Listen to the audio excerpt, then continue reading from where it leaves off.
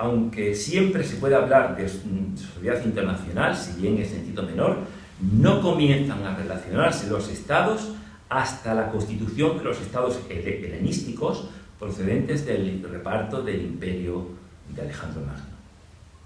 Roma, en cambio, conquistó política y militarmente este imperio, el oriente helenístico, pero fue conquistada culturalmente por este.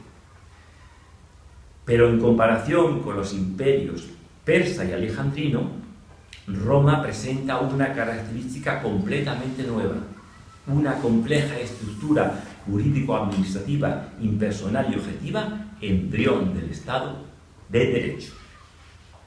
El concepto de Estado de Montesquieu ha sido un sistema que ha dejado al descubierto 5 fallos importantes.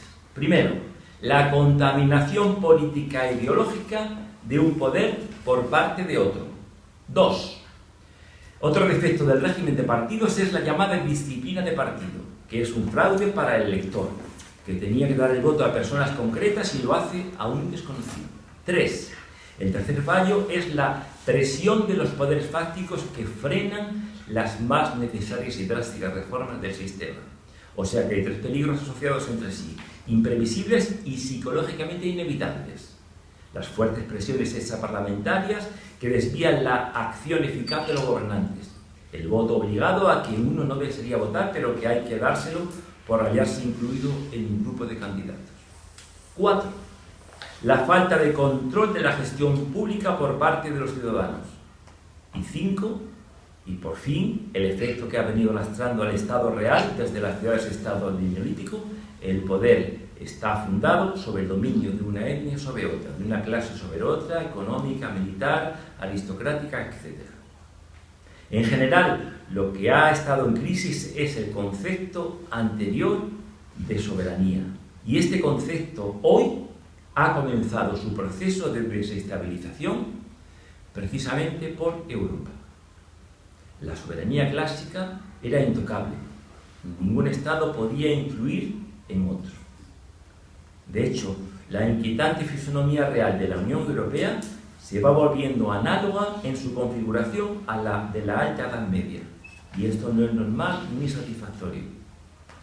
Aparte de este pool de estados de soberanía cada vez más indefinidamente reducida que es Europa, y donde se tratan de compaginar la entidad estatal milenaria y densa de España y del Reino Unido con otros países mucho más recientes como Bélgica, Austria, Polonia, Chequia, Noruega, etc.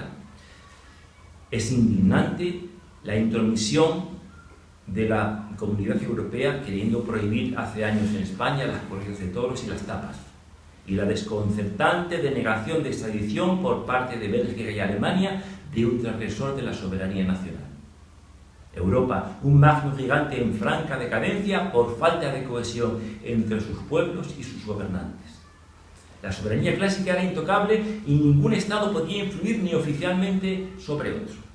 Por otro lado, el caso de Rusia, que durante toda la historia ha tenido un desarrollo aparte y una fisonomía atípica. La división actual del mundo en Estados soberanos es puramente convencional, pero ya ni los antiguos estados clásicamente son absolutamente soberanos, y menos los de la Comunidad Europea, salvo Estados Unidos. Los estados islámicos se hallan en la frontera entre el subdesarrollo y el poder económico, pero muy expuestos a desestabilizaciones políticas. Hay mentes que pueden descubrir paradojas y presentar aparentes evidencias, pero a veces con medias verdades. Son los descubrimientos, las denuncias y las aparentes verdades de los maestros de la sospecha del siglo XIX, que hicieron una amplia escuela en el siglo XX. Suponer siempre que todo lo institucional y organizado es sospechoso de manipulación, explotación, dominio de libertades y egoísmo de clase no es sano. Sí que es cierto que en el manejo de los instrumentos se pueden dar tics en este sentido, por abuso de ellos, pero presentar todo lo institucional y estatalmente organizado en principio como una conjura de los poderes contra los pequeños o de los astutos contra los honrados ingenuos es una división paranoide de la historia irreal y peligrosa. Recelar de todo y de todos no es sano. Frena la cooperación y productividad y produce marginales. Esto ha sido una pesada sombra en el siglo XX. Y el colmo de la paradoja ha sido que cuando los seguidores de estos autores se han hecho con alguna parcela de poder, han procedido del modo más manipulativo posible. Respecto a la historia de España, en el siglo XV en España es de notar la imperdonable miopía de Isabel I y de Felipe II con la expulsión de judíos y moriscos que privó a Castilla, España renacentista, en el crítico momento de iniciarse el capitalismo ascendente, nada menos que del germen de su banca y de su desarrollo industrial. Y después, el producto de las Indias iba en masa a Flandes y Alemania en busca de la banca y de la producción industrial y textil que aquí habíamos expulsado. El Estado no está para sacrificar a los ciudadanos y menos para satisfacer fantasías ideológicas de los nacionalistas de cada región. Económicamente, un Estado de autonomías es poco rentable. Sería mejor un Estado federal, pero donde cada formación estatal tuviera que sobrevivir por sí a sus gastos y mantenimiento de su aparato administrativo. Y si no pudiese, que dejase de considerarse Estado holande dentro de otro Estado, y lo que no puede ser, no puede ser. Y no hacer posible lo que no puede ser, sacrificando otros intereses y otras posibilidades más concretas e inmediatas de la vida de cada uno. ¿Qué nos importa que a algunos ciudadanos le haga ilusión ser cuasi un Estado con todo su aparato administrativo si ello redunda en unos impuestos directos o indirectos difíciles de soportar y generar un endeudamiento que lastrará varias generaciones? ¿Por qué no sostiene cada palo su vela?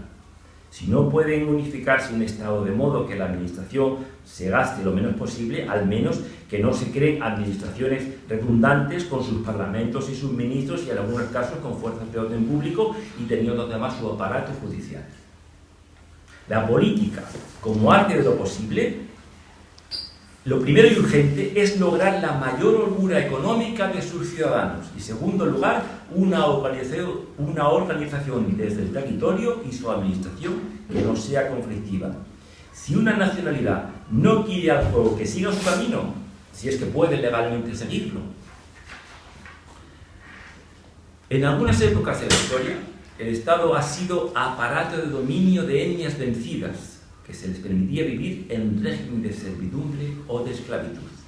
Hasta se castraba a los varones para que no se reprodujeran y transmitieran los genes a la población libre y vencedora. Por ejemplo, en Pechina, Almería, el califato tenía además de una base naval un centro de castración de esclavos.